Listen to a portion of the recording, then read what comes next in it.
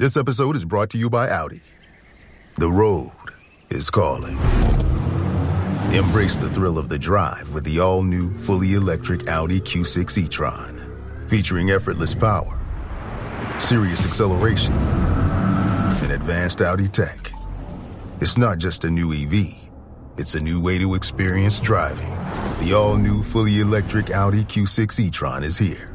The next chapter of Audi starts now.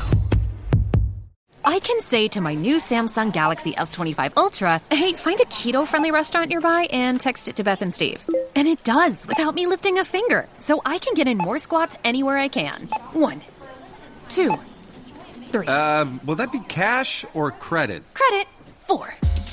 Galaxy S25 Ultra, the AI companion that does the heavy lifting so you can do you. Get yours at Samsung.com. Compatible with select apps. Requires Google Gemini account. Results may vary based on input. Check responses for accuracy. Hey, Fidelity. How can I remember to invest every month? With the Fidelity app, you can choose a schedule and set up recurring investments in stocks and ETFs. Oh, that sounds easier than I thought. You got this. Yeah, I do. Now, where did I put my keys? You will find them where you left them. Investing involves risk, including risk of loss. Fidelity Brokerage Services, LLC, member NYSE, SIPC.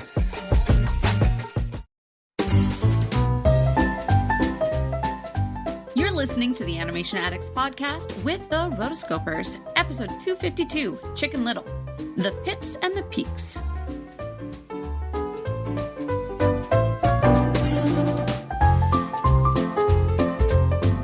Welcome to the Animation Addicts Podcast with the Rotoscopers, the number one place to get your animation fix with animation addicts just like you.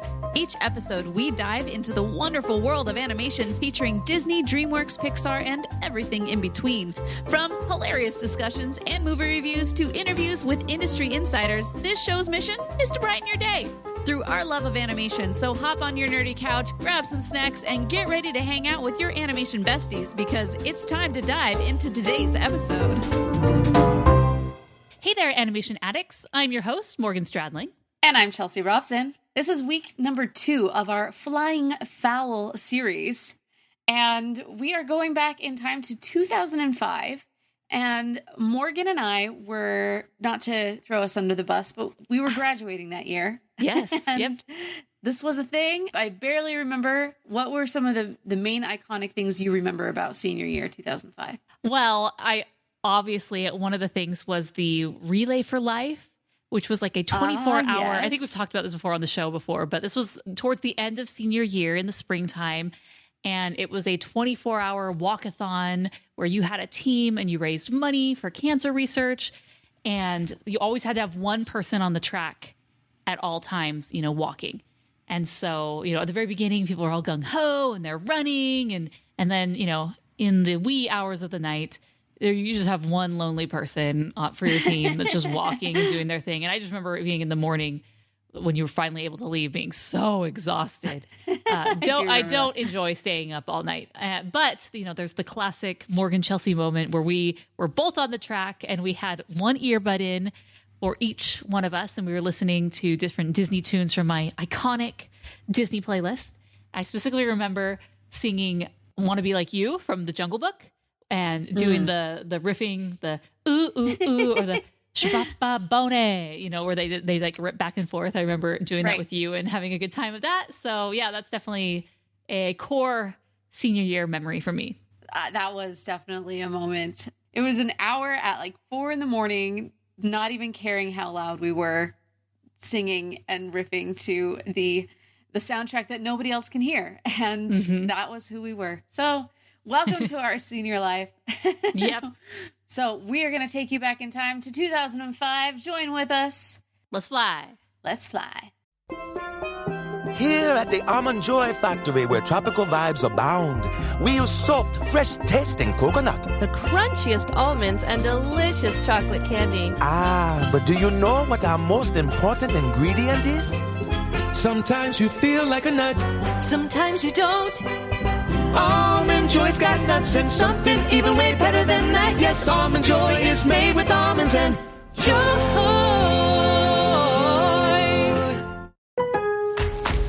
Lowe's knows what makes SpringFest savings even better are member-only doorbuster deals. Right now, rewards members can save $40 on an Allen & Roth Chesler Gold faucet. Was $99, now $59. Plus, save $110 on a Cobalt 40-volt battery trimmer and blower combo kit. Was $279, now $169.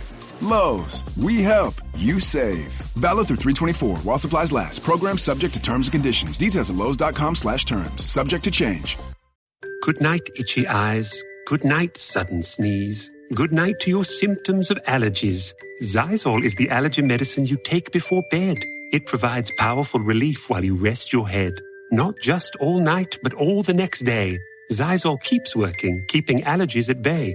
And without those annoying symptoms disturbing your rest, you can wake up the next morning feeling your absolute best. Remember, be wise all. Take Xyzal. At night.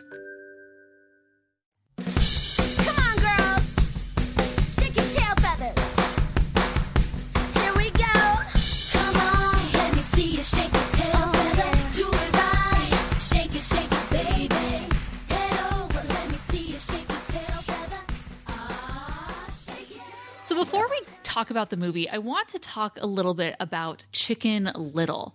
So Chicken Little is this famous children's fable.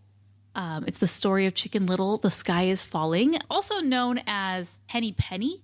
In the United States, we call it Chicken Little, but it's also known as Chicken Licken.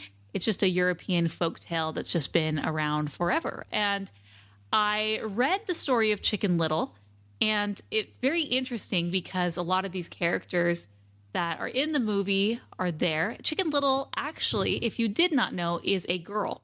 And that's an important part about the making of this movie we'll talk about in a second. But Chicken Little is always a female, or also known as Henny Penny. The mom calls her Chicken Little because she was just a really tiny little hen. But Henny Penny is her name. And, you know, she has a whole bunch of friends. Rooster Booster, Ducky Chucky, Goosey Brucey, and then there's Mr. Fox. You know, of course, just Mr. Fox.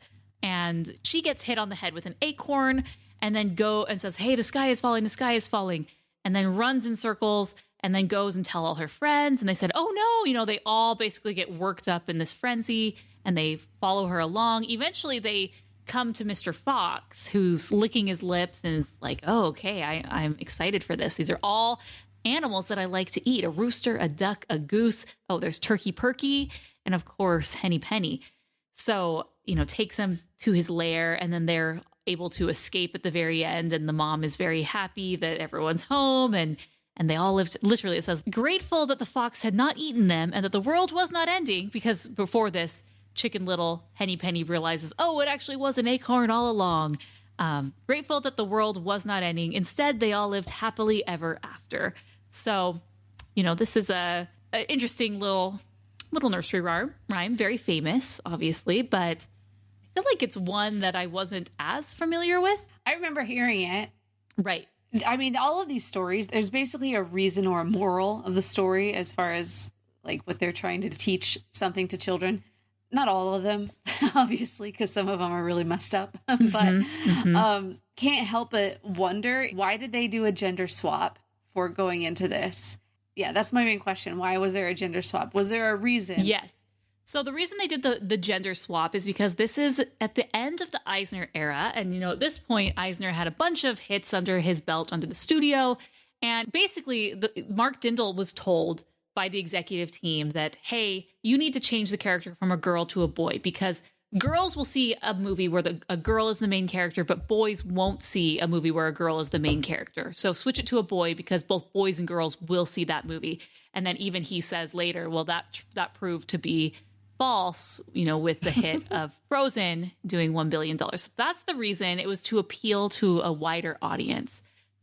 Interesting. I mean, I just wonder if, like, the original reason, like, was this trying to be like, hey, don't run around saying the sky is falling if you don't know all the answers, and also don't go to foxes. Yeah, basically, foxes are always bad in these stories, so everyone should know, don't trust a fox. They're foxy. I mean, we learned that with the bad guys, right? Even the fox in that one ended up being a bad guy. But really, the moral of the story, you know, the term which is iconic to this story, is the sky is falling. It's generally applied to people who are just unreasonably afraid, or those who kind of are trying to fear monger or just incite unreasonable fear around them. I definitely see examples of this in modern times. I definitely do as well. Where people can use that and just work up, people in their family or the masses just into this frenzy. The sky is falling, the sky is falling. There's lots of different things that we can put in for that, in modern day times. And it works. You see that Chicken Little, Henny Penny, just through this one, this was just, if she would have looked around and saw the acorn and realized what had happened, it would have been fine. But instead of looking for the facts and looking for the evidence, just gets really in a frenzy and gets really worked up and then starts working everyone else up. Basically all of her foul friends. This is great that this is our foul series, because there's lots of foul in this one. But so that's kind of the main thing. Now in the movie, they add all these other layers to it, with Henny Penny, Chicken Little, which we will talk about. Which, before we do, Disney made another version of this. There's a 1943 animated short. It was basically a World War II propaganda film at the request of the U.S. government. And the whole purpose was to discredit Nazism. And while generally I'm not a huge fan of propaganda, I will say taking the Nazis down was a good use of time and a very good use of studio resources. 100%. But still, it's interesting when you realize that this has always been done. And so when you look at anything that's on television or on theaters or anything, that's like, was there CIA money in this? You never know. I mean, you never know. Right. So always, the government has always hands in lots of pies. Yes.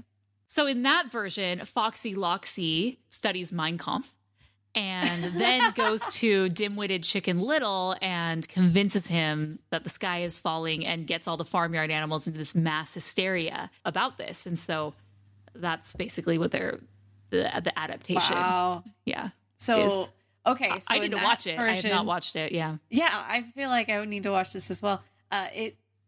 Based on what you just said, it says that Foxy Loxy reads My Comp and gets Henny Penny to go into a frenzy about something completely different, like not compared, but only to get everybody emotional. Yeah, he's just basically, he's manipulating everyone else and getting them all worked up in an unrelated thing for his own benefit. And basically the idea of this version is that fear-mongering weakens the war effort and ends up costing lives. So whether that is fear-mongering by another government or media or whoever, it ends up hurting people in the end.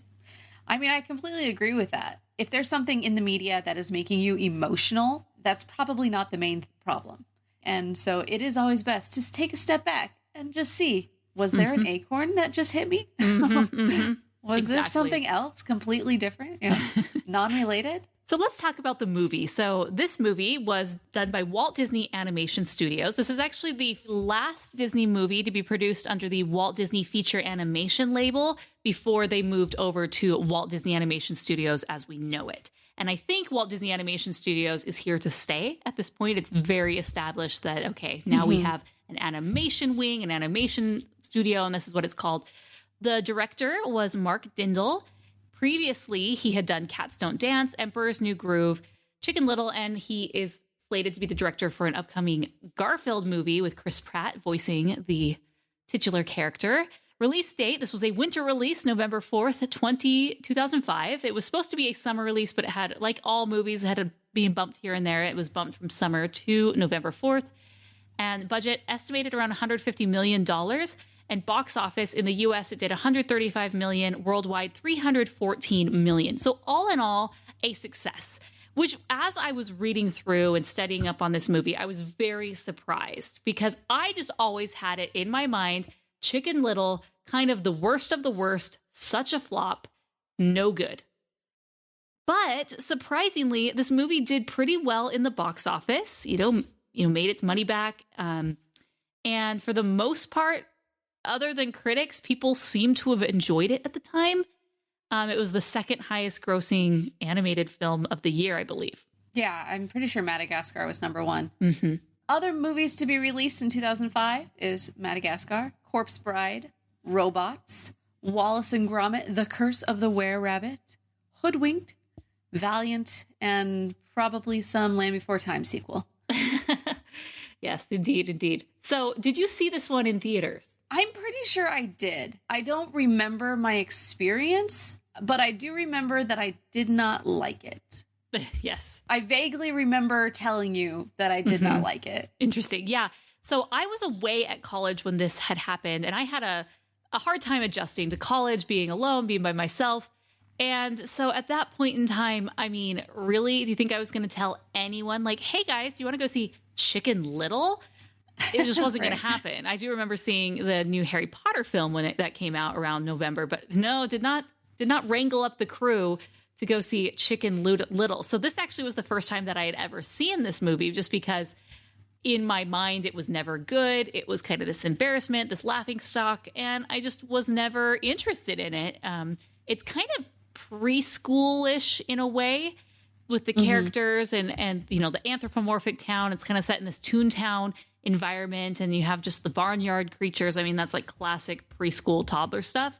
So it just never really appealed to me on a level that I really wanted to go out of my way and see it. Now, speaking of the Barnyard Crew, there's a local theater that does summer movies. And for $3, you can go see kind of like these throwback films. And they're doing Babe. Oh, nice. And I'm like, oh my gosh, I want to go. And I'm taking the kids. That is a Barnyard film done right.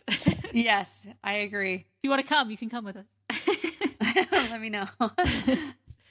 Even going back and watching this now, I wasn't that big of a fan. Mm-hmm. You can tell from the very beginning, they're trying to do the anti-fairy tale. Yes, they're trying to do the Shrek thing with the they're intro. They're trying to be Shrek.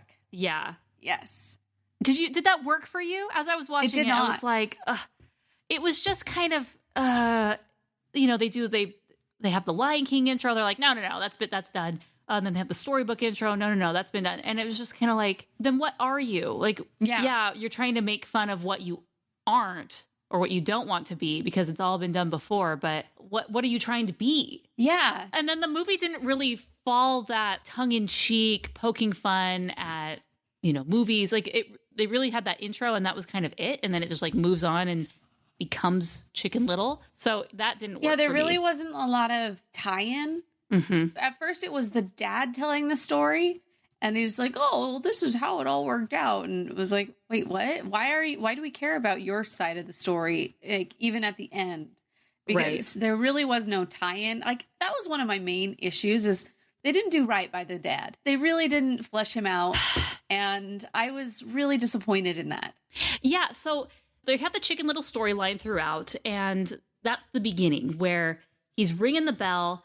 And they throw it into this, and then it's a year later. He's trying to recoup. He's just completely destroyed his reputation, and like, I have to figure out how to do this. So, okay, the dad's a widower. They have no mom. They have this relationship that's hard. They don't understand each other. They're just kind of making it work. But the way that they tried to fix the situation was just kind of been there, done that, and it didn't feel authentic. It was like, oh, well, you were the big baseball star.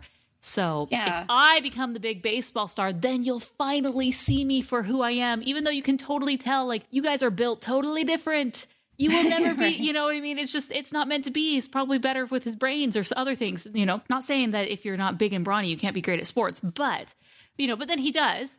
And he has the big home run, he saves the day, and then like, yay, our relationship is solved, you know, and then later on when he does the sky is falling again, it causes the dad to have that moment of like, do you believe me? Do you trust me? Right. And he doesn't. And it just, I didn't believe it. I didn't really care for it, which I hate to be like bashing on this movie from the very beginning, but it was just, these are the things that I struggled with. I really struggled with that because I felt like the dad, there were moments where I felt like I could have seen that both characters were struggling with their own things. And through projection, we can totally see something that's completely different from what is actually happening. So, for example, there's one moment where you have Chicken Little, where he's looking at his dad being like, oh, you don't trust me, you don't have faith in me, blah, blah, blah, blah, blah. But there should be a moment where you gave more validity or at least more compassion to the dad in his situation. Like, he goes up to the picture of his wife and he's like, oh, you would have been so much better at this, which, okay, great. But if they would have gone a little bit more into that, you would have been able to see these as two separate characters doing their own, living their own lives and having their own stories. But instead, you really just see that the dad is just this flip-flopper guy who will bend at any bit of societal pressure, even if it means throwing his kid under the bus and making him seem like an idiot. Like, I just didn't appreciate that you didn't get both sides. And you could have made the dad a lot more nuanced. And I understand that they're like, oh, this is a kid's film, so like, why try? And that's, I think, one of the main issues as to why people don't look at these films as being for everyone, except for like maybe Pixar. Well, it's really unfortunate because when I was reading through the Wikipedia, which I'll include on this and some other interviews, the director, Mark, he really was excited about this and he really was trying. And it seems like the original versions of the film were much different, by having a girl character. He was really invested in that and he really wanted the lead to be a female, and it just wasn't really meant to be. And I think that was kind of a bummer. He says he expressed regret over the final version of the film, saying, that early version, I'm reconnected with what I'm thinking at the time. And you're thinking of how that version would have turned out if we had stuck with that instead of this. And we had pushed Eisner and said, it has to be a girl. Then it could have killed, meaning like it could have been great. With this, I wish I could see the alternate reality, what this movie could have been like. So it seems like he really got pushed in a direction that he didn't want to go. And this poor guy, I mean, he was the director of Emperor's New Groove. So we all know about the troubled history of that film.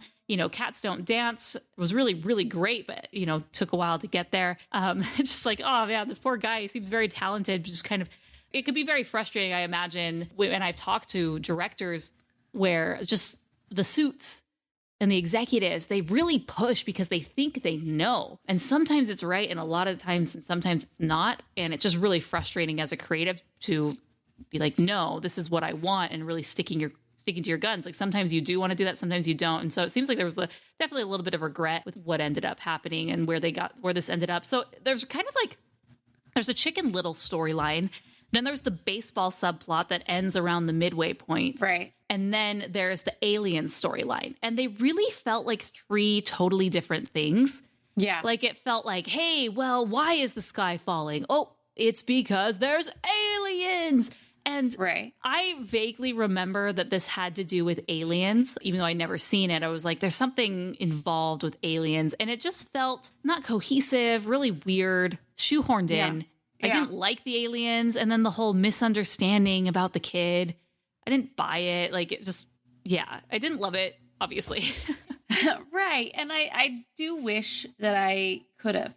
I'm looking at this. Okay, so part 1, you have the sky is falling and dad doesn't believe me. Part 2, I want to be a baseball player so that I can have a better relationship with my dad.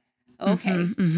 So I can see how they're like trying to step by step kind of add on and then swing back to the actual, oh, you were right all along with the sky falling. So part 3, okay, the piece of the sky is back now. And I'm saying this from Chicken Little's perspective. Okay, so the piece of the sky is back now. I'm inside the spaceship with machines chasing me. I'm afraid to ring the bell because I don't want to disappoint my father again. And then part 4, dad still doesn't believe me. But hey, there are aliens following me home. Also, did they just kill Foxy Loxy? What? She just like disappears. I'm like, what just happened? Yeah. Okay. Next part is End of the World as we know it montage. Yeah. And then part 6, you meet Ma and Pa Alien, and it's all a big misunderstanding. And then it goes straight into the like a mini movie retold on an epic scale. Which I like that. I like that better than anything else in the movie. I thought that part was funny. It hit it on the nose, and the actor that played Chicken Little was really funny. I loved it, but that was not, we had to slog through quite a bit to get to that part. We had to slog through. And then, of course, the dance party with the cheetah girl singing Shake Your Tail Feather.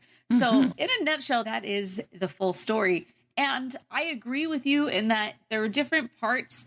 And I feel like most of this was they were trying to be funny and trying to make everything kind of an allusion to another movie and maybe throw in throwbacks to all these different things. There's a moment where you have his friend singing Wannabe from the Spice Girls, which I thought was really funny because later on I'm looking at the dates and this is literally 9 years. That song came out 9 years before this movie, which is like, that seems like dated. Why?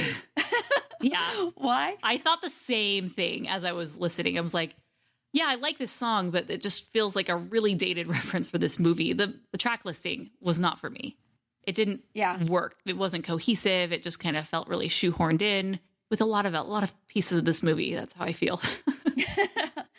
But just to put it in today's perspective, that would be kind of like having a movie and doing karaoke to Justin Bieber's Baby and having Gen Z saying like, oh, wow, the songs of my youth, I'm just like, oh gosh. Yeah. Like that's basically how it was when this movie came out. It was like a song that you and I remembered growing up with, and now it's back. Like, why? Okay. Yeah. Yeah. The track listing on their own, I like a lot of these songs. So don't be throwing that out. But together, it was just it did feel very mismatched. Mm-hmm. Another thing that I didn't really love was the voice of Chicken Little. It was Zach Braff, and he just felt very old. But apparently he tried to increase, his voice a little bit, so it was a little more higher pitch, so he sounded like a teenager. But I didn't get the impression that these were teenage characters. I felt more elementary school, and it was just strange. It felt like an adult doing the voice of this character that's clearly supposed to be little, and I didn't love that.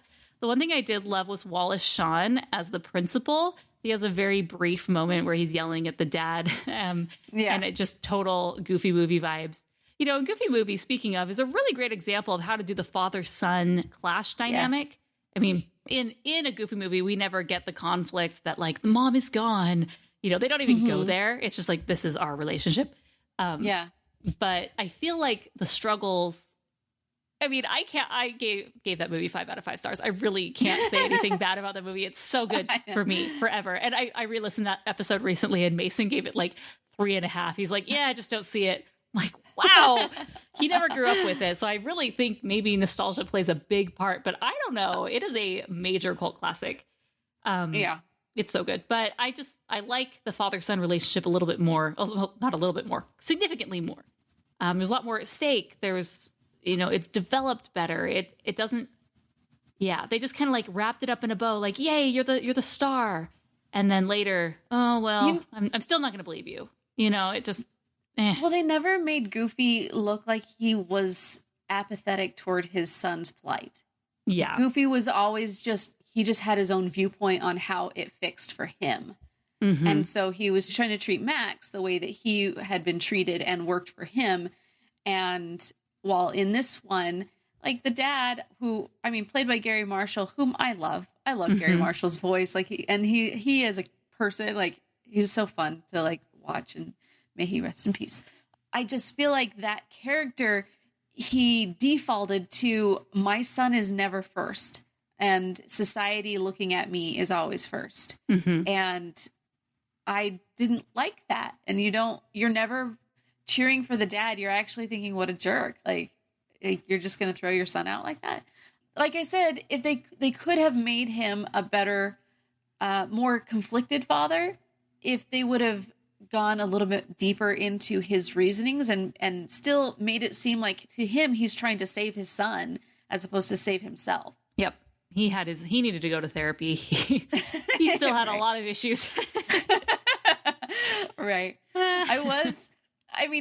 Going through this, there's different moments that make you happy, like different voice actors when they show up. I'm just very happy always. Gary Marshall's a great voice. You have Patrick Warburton as the alien cop at the very end, which I'm like, nice to hear from you. Like I know. Nice. Harry Shearer.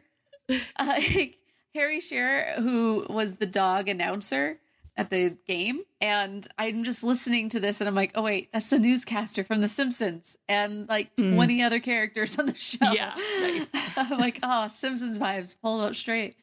And who else was on this that I really liked? I mean, Patrick Stewart.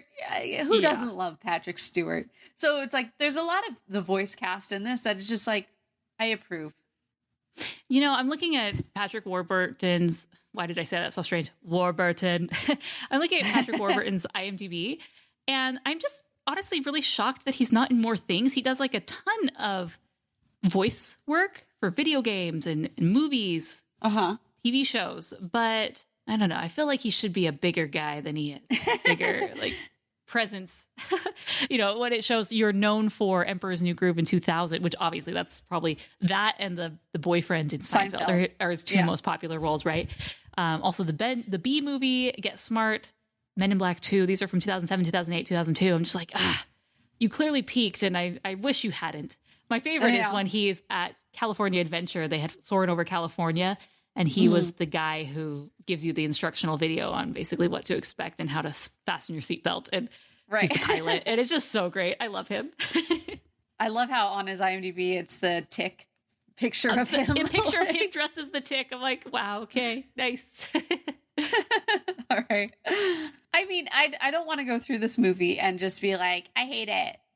Which same. This isn't too far from the truth. But it's still like, there's just major issues that I feel like, okay, what could have happened? Like, what could have changed to make this movie a little bit more, to hit home a little bit better? No aliens. Okay. Drop the aliens storyline because it didn't work. It felt weird. I wasn't a fan. It did feel like disconnected from the original story. Right. The original story doesn't try to come up with an actual reason that the sky is falling, because the whole reason before, the moral of the original story is to show that Chicken Little, Henny Penny, actually was wrong. Worked up a whole group of people with something that wasn't even true. And I don't feel that that's the moral of the story. The moral of the story was that he's right and you need to believe him. And that's fine if you want to change it that way. But it just, like, okay. Like, it doesn't hit home the same, for sure. Yeah. I mean, there are aliens apparently now, according to different sources that have been coming out since 2002. It's like, okay, whatever. But yeah, I think that even if they kept the aliens, it would have just been a lot better had I not disliked the dad so much. And I feel like that's also a hard thing, that when you have a story that doesn't create familial cohesiveness, at the very end, they are friends and they get okay, all is forgiven and we're now best friends, kind of, and we're now watching a movie because the movie is now about us and it's gonna be epic because it is epic. But there's no forgiveness. Like, I can't forgive the dad, and I want to forgive the dad. So I guess that's my main issue. And also, like, this town is crazy. This kid is supposed to be like, what, 10?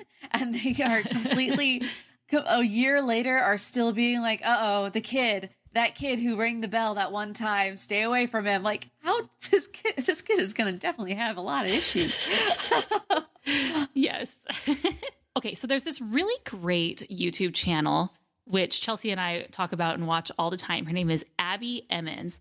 And she is a writer, and she's written different stories and books, but she does really great analysis videos on hashtag the science of story. So she has this series where she breaks down different movies or famous books and breaks down the science of why those stories work. And whenever she is analyzing something, she breaks it down to these three or a few questions. The first one is, what is the character's internal conflict? What does he want and what is he afraid of? And I feel like the internal conflict for this, the way that it's presented to us, is that he is telling the truth and no one believes him. And what does he want? He wants to regain his reputation and wants to be believed, right? And he's afraid of, embarrassing his dad and kind of being an embarrassment to his dad and not being believed again, right? And then the next question is, what is the character's clear goal? Yeah. Does he have a clear goal? Like, why does this goal matter to him? I can't really answer that question very well. The clear goal was to I need to vindicate get my back name with his dad, Mm-hmm. to have his dad trust him or / look well on him to impress his dad. So that's his goal. But that seems completely separate from the actual rising action and his problems. Yeah. What is the character's fatal flaw and how does he overcome it through the story? There's not a fatal flaw. He doesn't have a fatal flaw, It doesn't seem like he is what he is. He's good. He's telling the truth. No one believes him. So anyways, just some ideas of things she does this analysis of how to write a strong female character who isn't toxic and annoying, which was that the original name of, I feel like she changed this. It used to be called Why Everyone Loves Black Widow and Hates Captain Marvel, but that's what it used to be. Yeah, she totally changed this, which is interesting to me. I wonder why she did so, but hey, it's totally fine. So she really breaks down the character of the Black Widow and the character of Captain Marvel and, just the different backstory and their goals. And she does a really, really great job. So I'll include a link to that in the show notes. But I feel like whether you're analyzing a movie or whether you're writing a movie, really it goes back to character and story. There was a review that Ebert and Roper had done. They gave it 2 thumbs down. And in the review, he had even said, I don't really care whether it's CGI, 2D, whatever. It all comes back to a good story for me. And that's really the reason this movie didn't work out. And so let's talk about the animation. The animation really felt very dated, more so than... This came out 10 years after Toy Story, and Toy Stories does feel dated, but because the story is so good, you overlook it and you don't care. Right. But this one from the very beginning scene, it just felt like kind of like cheap kids animation that you would see today. It's so easy to make, easy in quotes, animated films nowadays. There's all this software that's available and people can do it and you can do it on much smaller budgets, but sometimes it still doesn't look very good. And this kind of felt like that. And this really was Walt Disney Animation Studios' first full attempt at CGI. A full CGI movie. They had done Dinosaur before, but that animation, they had live action backgrounds and the animation actually wasn't done in-house. It was done by a different studio. And Eisner really was pushing, because of DreamWorks and Pixar, that CGI is the way. So they there was this grueling 18-month session where they taught all the animators how to animate in CGI. And that's fine, and I'm not expecting greatness. But when the story really struggles, you do notice the animation as well. I didn't love just the generic Toontown town with just the various anthropomorphic characters. I don't know. I know that's the story where there's all these different, turkey lurkey and all these things. Right. It just didn't work for me. I didn't feel invested in this community, in this story, in these characters. Even they tried to make Foxy Loxy the bad girl, if you will, just because she was just kind of aggressive and really good at baseball. And she was mean to him in the class. But I would have preferred going back to traditional, let's have the fox be the bad guy. Instead of it's the aliens. Right. Okay.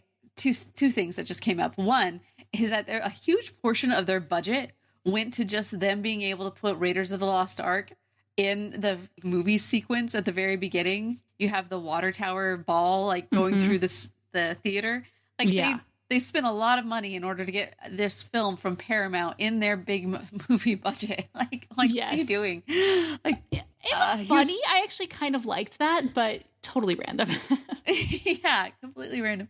And then the other side is the fact that Foxy Loxy, they change her completely at the end, and they're like, no, let her stay this way because she's perfect. That's so weird. That would never fly today. Yeah. Man, poor Chicken Little, man. The fact that this is even a Disney movie is shocking to me.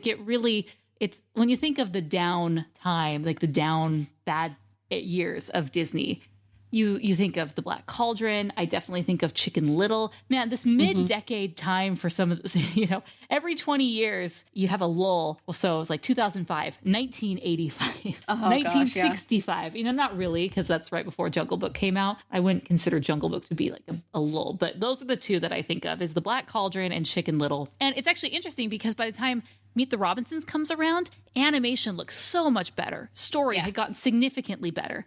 I do believe that John Lasseter had come over, the Pixar acquisition. Maybe not. I was right. So during production, John Lasseter became chief creative officer for Pixar and Walt Disney Animation Studios. And so that happened around 2006. This movie, Meet the Robinsons, came out 2007. And so he was able to help steer that boat. Yeah, he didn't like the villain. He was able to, make some changes. And I think 10 months later, almost 60% of the film had been scrapped and redone. Villain had been remade. And I think having a creative like that really does help make a movie. And it seems like Meet the Robinsons, the way that it was going, could have been not so great, but Lasseter came and really helped it. And too bad if that couldn't have happened just a few years prior. It would have been interesting to see, okay, Lasseter is here, Eisner is gone at this point, because Eisner left around 2005-ish, 2006. So basically, this is the last Eisner. Giving, hey, here, Mark, here's what you wanted to do with it, but also you have the genius of Lasseter, and here's what I see and changes I want to make. What Chicken Little could have been. It's interesting. They were going to make a Chicken Little sequel. It was already, story had been written and ready to go, and it was more focusing on, it was kind of like a love triangle between Abby Mallard, and there was a new French sheep who was involved. Oh, gosh. And Abby goes to great lengths to give herself a makeover and whatnot. Apparently it was somewhat well received in the early screenings, but then Lasseter came in and he really shut off all sequels for the studio. He just really wanted to focus on story and quality, which I'm fine. I know we've said this before, and there's the one person on our Instagram who really, really is just pushing for the Chicken Little sequel. But I think that has had its time in the sun. I just don't think in today, first off, Lasseter kiboshed it, right? And so bringing it back would be another thing. I think since Lasseter, there really hasn't been this big push for these sequels per se. I can't really say that because, Pixar's come out with a whole bunch of sequels since then. Frozen 2, excuse me. But as far as the direct-to-video sequels, really they've gone and they've really hit the live-action remakes more so. Mm-hmm. But I just feel like there isn't really the demand at this point in time in 2022 for the Chicken Little 2 sequel. It just, right. yeah, it's just not there. And that's okay. You know what? That's okay. I'd like to go back to you're talking about the story and like the evolution of the character. And it kind of actually reminds me of when we were talking about our montage songs. And even though when I was watching the original montage, and this was when he was trying to prepare for the baseball game, I didn't realize this until we went over all the montages, and I was trying to figure out, okay, why does one use a montage? What is the purpose story-wise? The montage song is a key point in showing the progress of the main character on his or her way to their main goal. And because we didn't really have a solid main goal that led to the final ending, like the montage is weak. Everything about the story is just weak because they're so disconnected. And the character himself doesn't take things into his own hands in order to solve their main problem. Their main problem in this way, you could say it's him trying to get, having that closure with his dad and having that conversation. But it still doesn't connect well enough. I don't know. I can see how you can, in the creation process, you could have told yourself, no, this is the part of the story that solves this question. Right. And I can see how they could have thought that, but it just didn't come across. It didn't connect, which is you do your best. Yeah. There's a variety of things that just didn't come together well enough to make this film work. And unfortunately, it wasn't just one thing or two things. It seems to be nearly everything, unfortunately. So, hey, but nonetheless, it was successful at the time. And I guess that's kind of what they care about. Obviously you would like a bigger, they love to make franchises out of things. This wasn't going to happen, but Watching Chicken Little, I'm glad that I got this under my belt now. I can say that I have seen it and have an opinion that's truly my own. Now, okay, so I just feel so bad whenever we review these movies, and it's kind of like we're bashing on it, but we're just discussing. And unfortunately, this episode has been more of the negatives, but it's something to learn from. So one thing that I used to do in my old job was at the end of a project, or if we did like a product launch or just a marketing campaign, we would do kind of a recap, and we would talk about the pits and the peaks. So I want to do that with you. What is your pit meaning the worst of the worst? So in like this project, like what was something really bad that happened? Let's just talk about it, make sure people are aware of it. And what was a peak? Just like let's highlight the highs and the lows. So for you, what was a pit for Chicken Little and a peak? Well, let's start with the peak. You had a great voice cast. Many of the issues that might have come up were probably at least suppressed because you just had a good voice cast that felt like they actually cared and wanted to be there. And I think that was a huge part of it. And then another peak, I would say, is definitely the ending sequence of them going into the new movie. Like, oh, this is amazingly accurate. I liked that one. I kind of felt like the pit story was basically, I wanted the dad to be vindicated a little bit more, because in this one, the dad really is the villain, but he's not redeemed at all. I don't think that all villains should be redeemed, but when it's the dad and you're trying to redeem him, I just don't feel like it worked. So that was probably one of the main issues that I had with that. And then also the lack of cohesion from one story point to another. Yeah, for me, the pit was, it just all goes back to story and characters. I didn't resonate with them. I didn't care for them very much. The peak, I mean, I know I said I didn't love it, so I guess that's a bad sign if that's the peak for me. But the different elements where they were trying to be tongue-in-cheek and really funny, like that intro was, I can't even say the intro was a peak. Like it would have been a peak if they would have continued on with that and really had fun at the fairy tale genre and poked a lot of holes in some of these things and turned it on its head, but they didn't do that. So that was a potential peak. Or if they would have made the dad tell the story better, because they had him telling the story at the beginning and they didn't really have him telling the story at the end. Yeah. They seem to do that where it's like, oh, we have this narrator, and then it's like in Aladdin where initially it's the peddler, and then okay, whatever. we don't. It's too confusing to go back to that. Right. So I guess the peak would be the fake version of the Chicken Little movie that we see at the end. That's the version of the movie that I rather would have seen. Good times. So okay, Chelsea, with that, what would you rate it? I'm going to give it 2 stars. I didn't think that any of the gags really hit me as funny. I don't feel like I genuinely laughed at all when I was watching this. Any of the gags that came, I felt like I mentally acknowledged that you were trying to be funny, but it just wasn't funny to me. The story didn't have anything that made me want to keep watching. That was one of the main issues. I didn't feel like there was a I want to see how you're going to solve this problem that you've gotten yourself into. Because that's generally how a real story starts, is you have your crucial flaw that throws you into a series of events. You now have to solve your own personal flaw in order to get yourself back out of it. And I think that that's one of the main reasons why we end up watching is like, oh, how are they going to do this? And then the themes were not really thought out. I just didn't feel like that. And then Chicken Little was the only character that we knew the motivations for, but I just really didn't care. It was pretty selfish reasoning. I mean, obviously everyone cares about themselves and you really do want to redeem yourself, but it could have been if he had sacrificed, him being right for something like a greater good. I hate using that phrase, but like for something greater or bigger than him, like the society or someone else, and like maybe being okay being the liar or not necessarily having to be redeemed. Everyone wants a redemption arc, but that could have been something different or unique that would have made it a little different. But yeah, so I also am going to give it 2 stars. As I was watching it, just from the very beginning, they do this en media res where after this fake, like, what kind of intro are we going to do? Psych. Okay, they just throw us into it. that's kind of interesting, but it's really hectic and throws you into this, and you're trying to see like, who are these characters? I'm getting used to the animation style and this and that.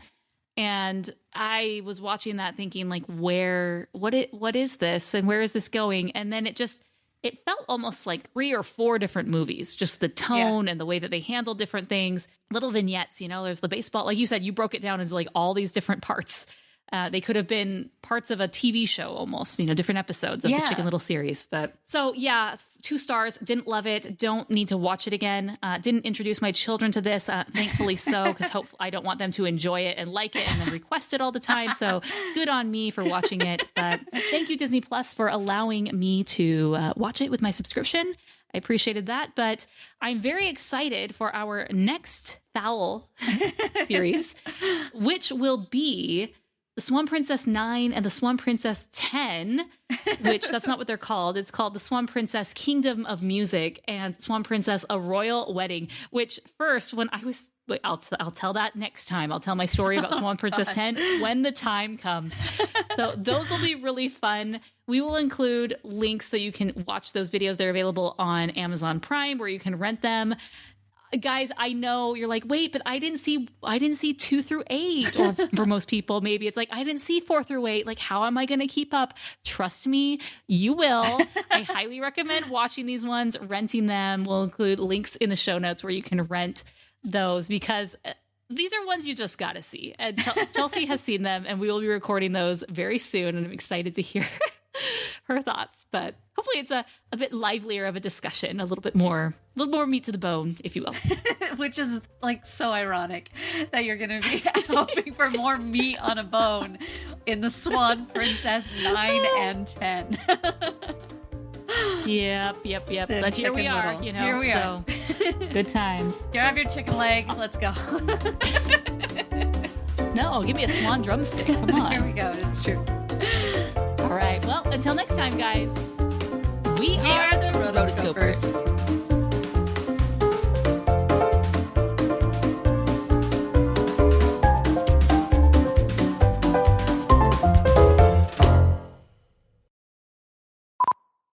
You've been listening to the Animation Addicts Podcast. If you enjoyed this episode, don't forget to subscribe and be sure to leave us a 5-star review. We're available on Apple Podcasts, Spotify, and wherever you listen to podcasts. And if you want to help spread the word, be sure to share the podcast with your friends on social media. Just don't forget to tag us at Rotoscopers on Instagram and use the hashtag Animation Addicts. For all the links and full show notes for this episode, go to rotoscopers.com/podcast. Now, if you still can't get enough for your animation fix, be sure to subscribe to us on YouTube and visit rotoscopers.com for more animation news, reviews, and interviews. Thanks for listening.